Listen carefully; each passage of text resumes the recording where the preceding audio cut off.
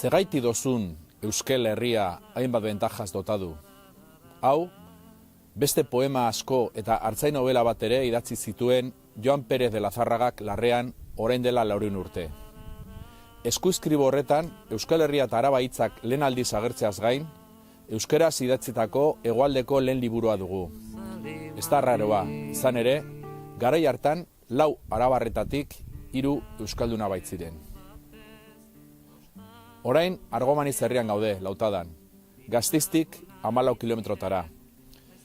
Hemen, 1725ko agiri batean, bertakoek apaiz euskalduna askatu zuten herritar gehienek etzekitelako gaztelaniaz.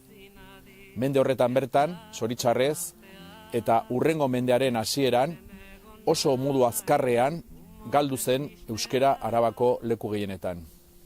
Ez dut osorik hartu baten parabola.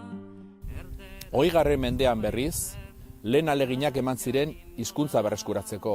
Hor ditugu, besteak beste, Odonda Praiz, Umandi eta beste batzuk.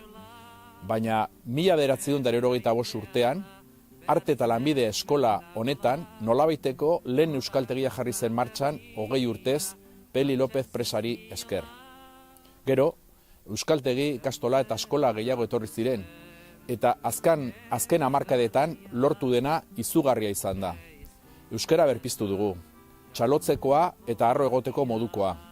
Gaur egun, 5 arabarretatik bat euskalduna da eta beste bat ulertzeko gai da. Guztira, 140 ingurura hurbiltzen gara.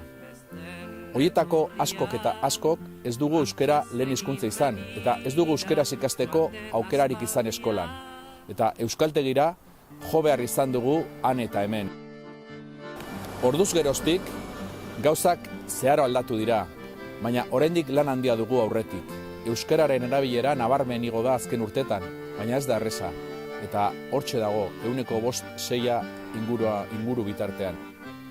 Orain, euskara kalera ateratzeko unea da, eta horretarako ezinbestekoa da guztion konpromisoa.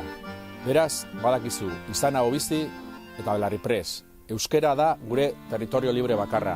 Euskarak egiten gaitu herri.